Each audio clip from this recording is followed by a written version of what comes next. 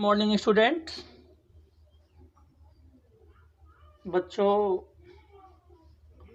आज का टॉपिक रहेगा कि 3x3 में यदि कोई मैट्रिक्स दिया रहे तो उसका पंक्ति रूपांतरण से इनवर्स कैसे ज्ञात करते हैं। तो कुछ नोट आप लोग देख लीजिए। ये नोट आपको क्वेश्चन सॉल्व करने में काफ़ी मदद करेंगे। नोट ये बेटा है, जैसे मान लीजिए एक कोई आपका मैट्रिक्स है, कुछ भी दिया रहेगा, ये आपका 3x3 का है। अब इसका इनवर्स निकालना है। तो एक चीज़ और आप लोग एग्जामिनेशन के पर्पस से भी देखें, कभी भी हमको किसी भी मैट्रिक्स का जब भी इनवर्स निकालना हो तो सबसे पहले देखो क्या उस मैट्रिक्स का इनवर्स एग्जिस्ट करेगा या नहीं करेगा। क्वेश्चन पूछे या ना पूछे, लेकिन सबसे पहले आप ये ज़रूर चेक करेंगे कि हम जिनका इनवर्स निकालने चल रहे हैं क्या उसका इनवर्स एग्जिस्ट करेगा कि नहीं करेगा। तो पहला स्टेप आपका ये रहेगा, स्टेप आपका नंबर 1 रहेगा कि सबसे पहले दिए गए मैट्रिक्स का क्या निकालो, डिटर्मिनेंट निकालो। और यदि डिटर्मिनेंट इज नॉट इक्वल 0 आता है, इसका मतलब ए इनवर्स एग्जिस्ट करेगा। और जब ए इनवर्स एग्जिस्ट करेगा तभी हम अपना नेक्स्ट कदम बढ़ाएंगे। और यदि कोई कहेगा सर मान लीजिए डिटर्मिनेंट ए इक्वल 0 आ जाए, तो कह देंगे इसका व्युत्क्रम निकालना संभव नहीं है। ये तो आप जानते थे। आगे अब मान लीजिए आपको ये रास्ता क्लियर निकल गया कि ए इनवर्स एग्जिस्ट हमारा कर रहा है। अब हम इनवर्स कैसे निकालते हैं? तो इनवर्स निकालने के लिए वही जो आपको 2x2 में प्रोसेस बताए थे, ए इक्वल आई इंटू ए। फिर हम सब क्या करेंगे, हम सब जो है लेफ्ट हैंड साइड में ए का वैल्यू जो 3x3 का दिया रहेगा उसको पुटअप कर लेंगे।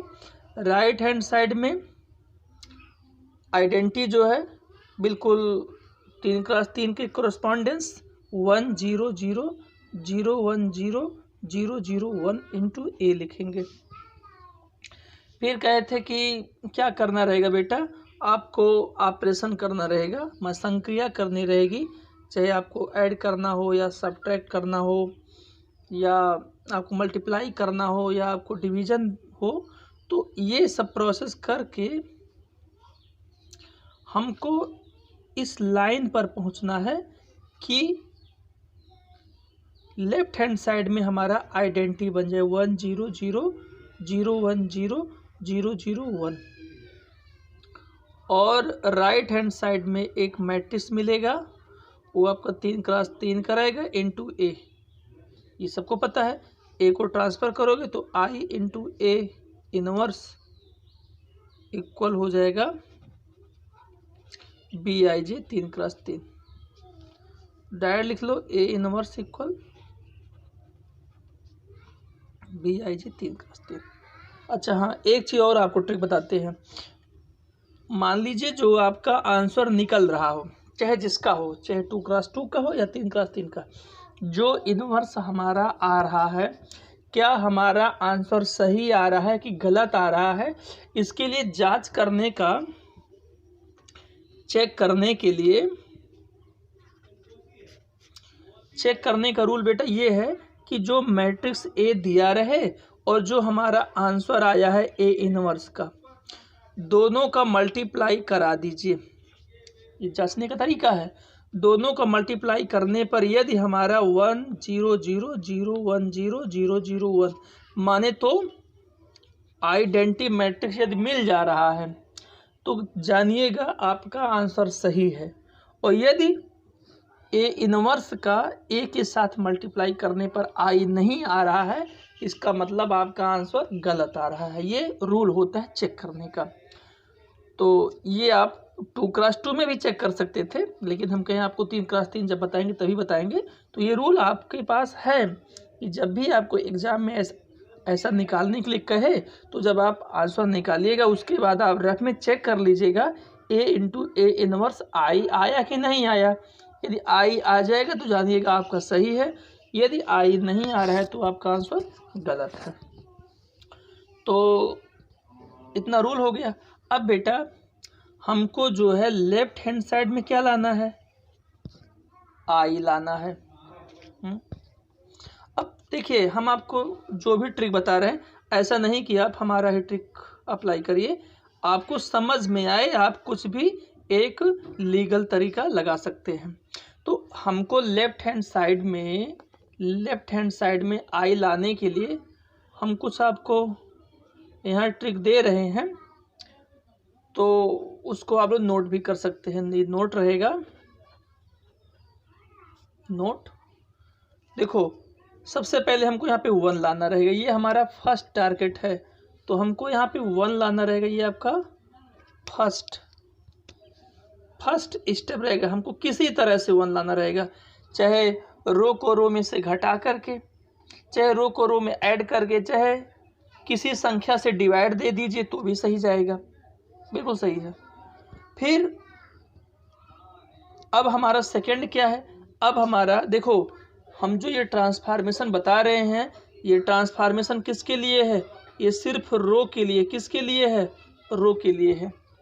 कॉलम के लिए भी आपको बताएंगे, कॉलम वाला जब बताएंगे तो पहले आपको 2x2 का बताएंगे, फिर 3x3 का। अभी ये रो चल रहा है। तो बेटा तो हमारा फर्स्ट टारगेट क्या रहेगा, यहाँ पे 1 लाना रहेगा। अब जब भी आपको रो चलना होगा तो रो तो ऐसे चलता ना, तो हम उल्टा चलते हैं। जब हम रो अप्लाई कर रहे हैं तो हमारा टारगेट कॉलम में चलेगा, मतलब रो अप्लाई करना है। फिर हमारा सेकेंड टारगेट रहेगा यहाँ पे 0 लाना रहेगा। ये आप हमको किसी भी तरह से यहाँ पे जो है 0 लाना रहेगा। और एक ट्रिक और आपको बता देते हैं, 0 लाने का सिंपल तरीका है, जैसे ही यहाँ पे 1 बन जाए इसी 1 के द्वारा यहाँ 0 लाइए, बस कुछ मेहनत नहीं करना। जैसे आपका 1 बन जाएगा तुरंत इसी 1 की सहायता से यहाँ 0 लाइए, 0 बन जाएगा। आपको दिखाई देगा हम क्या करें 1 में, यहाँ पे गुणा करें कि भाग करें। फिर हमारा थर्ड टारगेट रहेगा यहाँ पे 0 लाना रहेगा।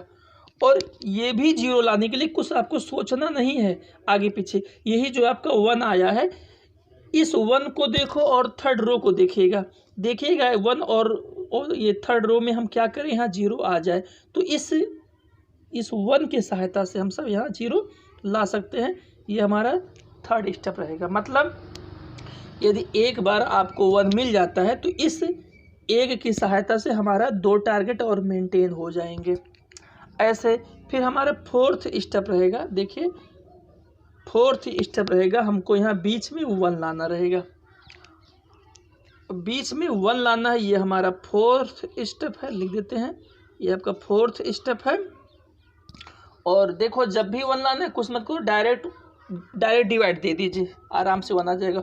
और जैसे ही 1 आ जाए इस 1 से हमको 2 टारगेट अचीव करना है। क्या क्या, अब ये का फोर्थ हो गया। अब हमको यहाँ पे 0 बनाना रहेगा, तो ये हमारा फिफ्थ टारगेट है। और ये 0 कैसे बनेगा, ये 0 बनने के लिए, ये 0 लाने के लिए इसी 1 को देखो, इस 1 के सहायता से यहाँ पे 0 आप ला सकते हैं। देखिएगा आपको गुणा या घटा करके यहाँ पे 0 बना लेंगे। फिर हमारा 6th टारगेट है यहाँ पे 0 लाना। अब ये हमारा 6th टारगेट है। और ये 0 कैसे आएगा, कुछ मत देखिएगा, सिर्फ यही जो आपका 1 बना है इसी 1 की सहायता से देखिएगा इस 1 में हम क्या करें, इन दोनों को कैसे सॉल्व करके हमारा यहाँ 0 बन जाए। मतलब आपको सेकंड और फर्स्ट रो देखना रहेगा। मतलब इस दूसरे वाले 1 से हमारा 2 टारगेट और मेंटेन हो गया। फिर हमारा जो है यहाँ 7th टारगेट है, यहाँ पे 1 लाना रहेगा। ये आपका 7th टारगेट है, 7th है बेटा, ये आपका 7th टारगेट है, हमारा 7th टारगेट है। यहाँ पे 1 लाना रहेगा। 1 कुछ नहीं करना है, खाली आपको डिवाइड करके लाना रहेगा 1। फिर अब हमारा नेक्स्ट टारगेट रहेगा 8th नंबर, यहाँ पर आपको 0 लाना रहेगा। अब कोई क्या कहेगा सर ये 0 कैसे आएगा, बिल्कुल वही तरीका, इसी 1 से लाइए, जो हमारा 1 बन रहा है इसी 1 का हेल्प लेकर के यहाँ 0 बना सकते हैं। फिर हमारा 9 टारगेट रहेगा, यहाँ पे 0 लाना रहेगा, ये लास्ट टारगेट है, लास्ट टारगेट है। ये 0 कैसे आएगा, इसी 1 की सहायता से हम सब ला सकते हैं। तो ये आपका टारगेट है, इसको आप लोग नोट कर सकते हैं, जहाँ समस्या उसको आप पूछ सकते हैं। एक बार फिर से रिवाइज कर देते हैं। ये हमारा फर्स्ट स्टेप, ये हमारा सेकेंड स्टेप, ये हमारा थर्ड स्टेप, ये हमारा फोर्थ स्टेप, ये हमारा फिफ्थ स्टेप, ये हमारा सिक्स स्टेप, ये सेवन्थ स्टेप, ये एट्थ स्टेप और ये 9th स्टेप।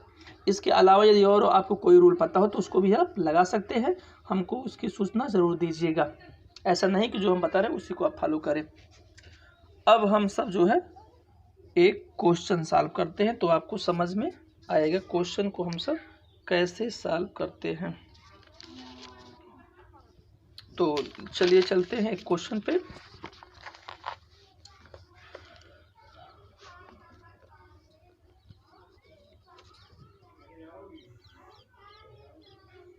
बेटा क्वेश्चन है,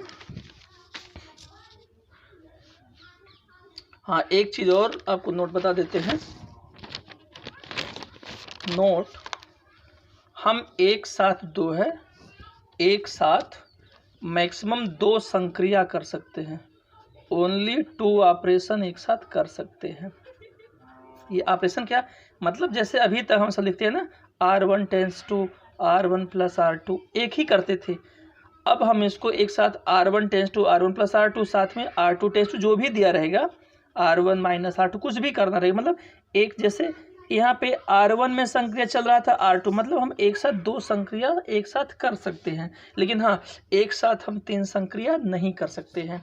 तो आप कहेंगे सर जो 2x2 में केवल आप एक ही करते थे, हाँ तो चूंकि 2x2 में आपका 2x2 का था, इसलिए हम वहाँ पे एक ही संक्रिया करते थे। लेकिन जब आपका 3x3 रहेगा तो एक कम हम 2 संक्रिया एक साथ कर सकते हैं। मतलब फर्स्ट रो को भी मैनेज कर सकते हैं, सेकेंड रो को एक साथ, या सेकेंड रो और थर्ड रो को एक साथ मैनेज कर सकते हैं। अभी देखिएगा यदि काम पड़ेगा तो हम